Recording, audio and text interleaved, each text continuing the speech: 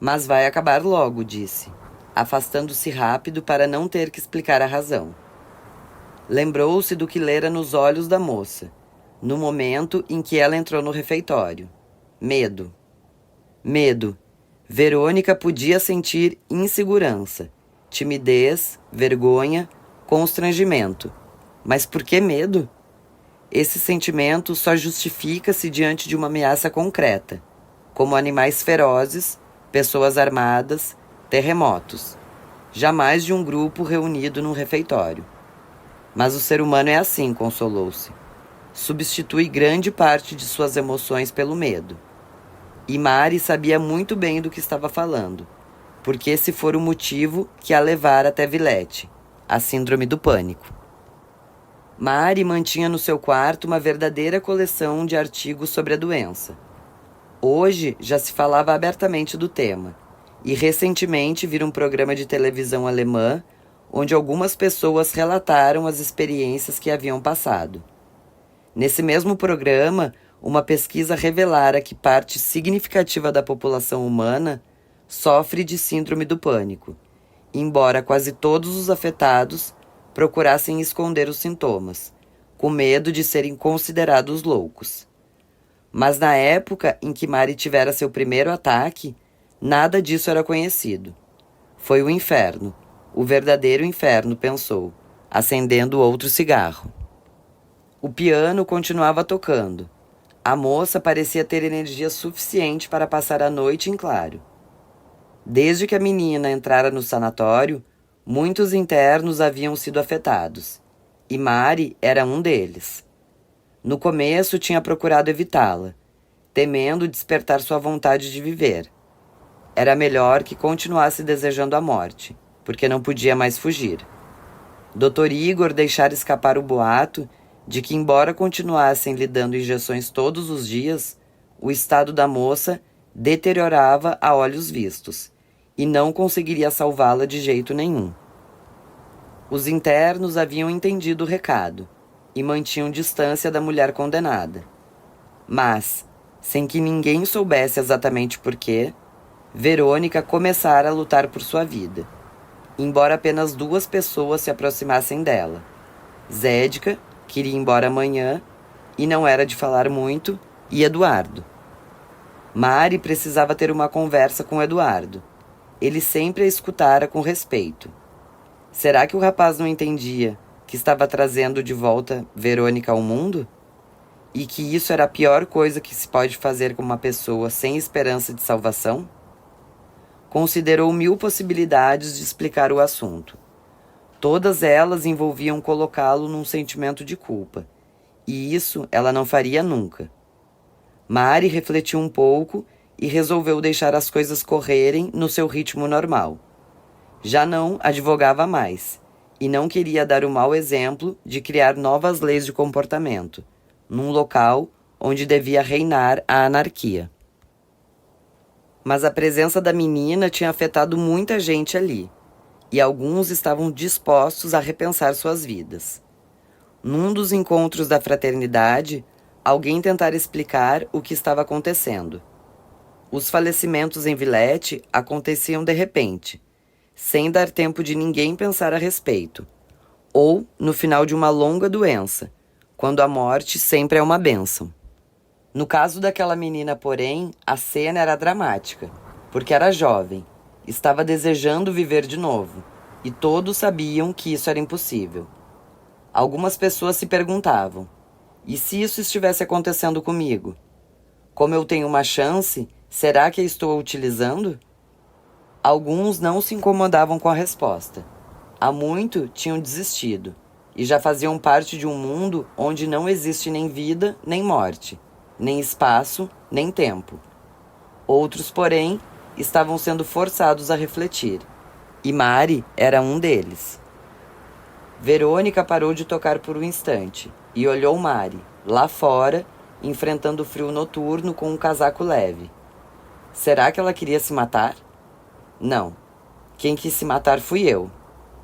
Voltou ao piano. Nos seus últimos dias de vida, realizara finalmente o grande sonho: tocar com a alma e coração, o tempo que quisesse, na altura que achasse melhor.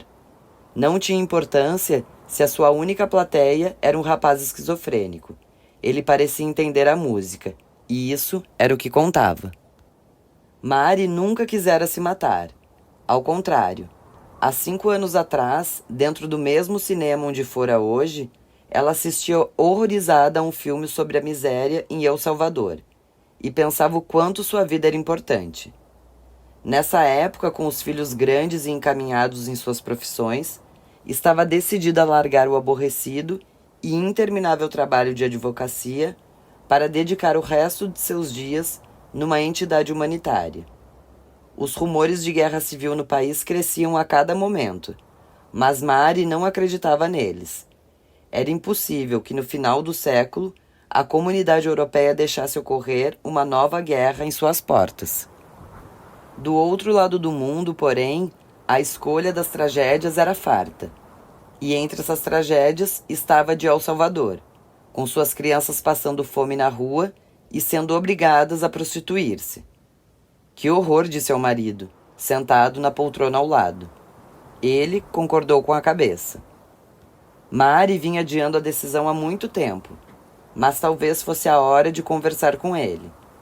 Já tinham recebido tudo o que a vida poderia oferecer de bom. Casa, trabalho, bons filhos, conforto necessário, divertimento e cultura. Por que não fazer agora algo pelo próximo? Mari tinha contatos na Cruz Vermelha.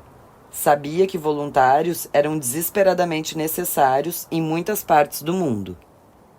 Estava farta de trabalhar com burocracia, processos, sendo incapaz de ajudar gente que passava anos de sua vida para resolver um problema que não havia criado. Trabalhar na Cruz Vermelha, porém, iria dar resultados imediatos. Resolveu que, assim que saíssem do cinema, iria convidá-lo para um café e discutir a ideia. A tela mostrava algum funcionário do governo salvadorenho dando uma desculpa desinteressante para determinada injustiça, e de repente Mari sentiu que seu coração acelerava. Disse para si mesma que não era nada. Talvez o ar abafado do cinema a estivesse asfixiando. Se o sintoma persistisse, ia até a sala de espera respirar um pouco. Mas numa sucessão rápida de acontecimentos, o coração começou a bater mais forte, e ela começou a suar frio. Assustou-se e tentou prestar atenção no filme, para ver se tirava qualquer tipo de pensamento negativo da cabeça. Mas viu que já não conseguia acompanhar o que estava acontecendo na tela. As imagens continuavam. Os letreiros eram visíveis, enquanto Mari parecia haver entrado numa realidade completamente diferente, onde tudo aquilo era estranho, fora de lugar, pertencendo a um lugar onde jamais estivera antes. Estou passando mal, disse ao marido. Procurar evitar ao máximo fazer esse comentário, porque significava admitir que algo estava errado com ela, mas era impossível adiá-lo mais. Vamos até lá fora, respondeu ele. Quando pegou na mão da mulher para ajudá-la a levantar-se, notou que estava gelada. Não vou conseguir chegar até lá fora. Por favor, me diga o que está acontecendo. O marido assustou-se. O rosto de Mari estava coberto de suor, e seus olhos tinham um brilho diferente. Fique calma. Eu vou sair e chamar um médico. Ela desesperou-se. As palavras faziam sentido, mas todo o resto, o cinema, a penumbra, as pessoas sentadas lado a lado e olhando para uma tela brilhante, tudo aquilo parecia ameaçador. Tinha certeza de que estava viva. Podia até mesmo tocar a vida ao seu redor, como se fosse sólida, e nunca antes passara por aquilo. Não me deixe aqui sozinha, de maneira nenhuma. Vou levantar e sair com você. Ande devagar. Os dois pediram licença aos espectadores que se encontravam na mesma fileira e começaram a caminhar em direção ao fundo da sala, onde estava a porta de saída. O coração de Mari agora estava completamente disparado, e ela tinha certeza absoluta de que nunca ia conseguir deixar aquele local.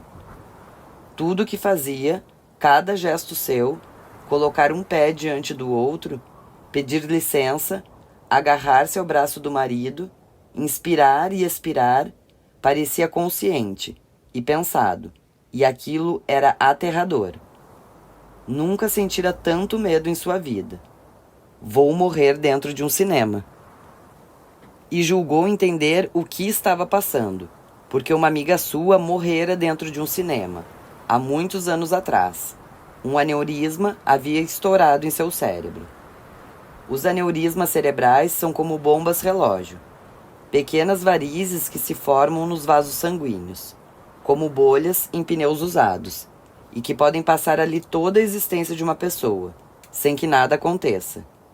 Ninguém sabe se tem um aneurisma, até que ele é descoberto sem querer, como no caso de uma radiografia do cérebro por outros motivos, ou no momento em que ele explode, inundando tudo de sangue, colocando a pessoa imediatamente em coma, e geralmente fazendo com que morra em pouco tempo.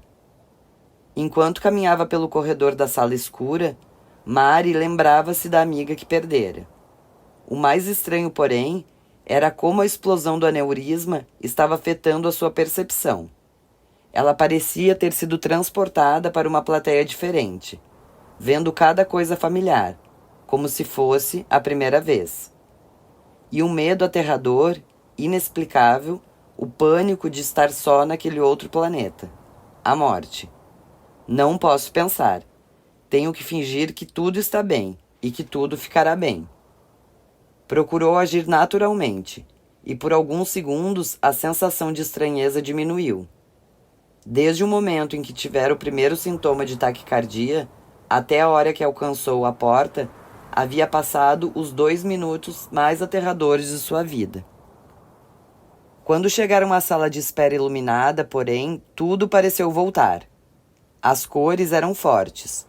O ruído da rua lá fora parecia entrar por todos os cantos.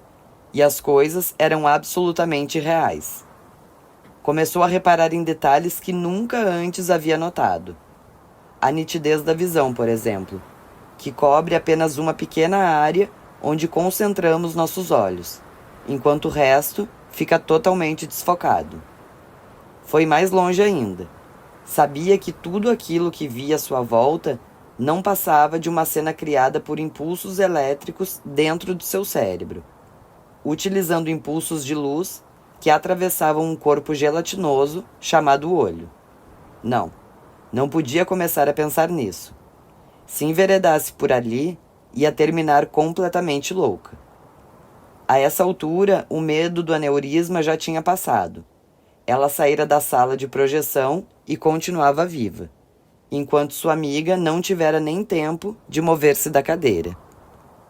Chamarei uma ambulância, disse o marido, ao ver o rosto pálido e os lábios sem cor de sua mulher.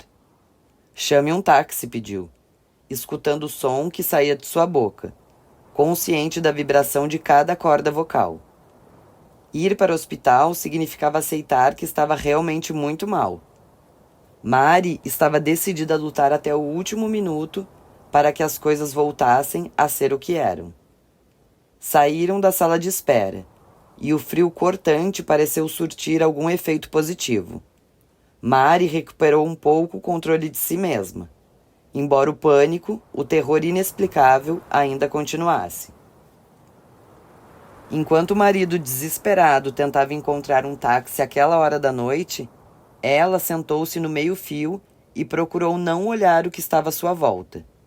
Porque os garotos brincando, os ônibus passando, a música que vinha de um parque de diversões nas cercanias, tudo aquilo parecia absolutamente surrealista, assustador, irreal. Um táxi finalmente apareceu. Para o hospital, disse o marido, ajudando a mulher a entrar. Para casa, pelo amor de Deus, pediu ela. Não queria mais lugares estranhos. Precisava desesperadamente de coisas familiares, iguais, capaz de diminuir o medo que sentia.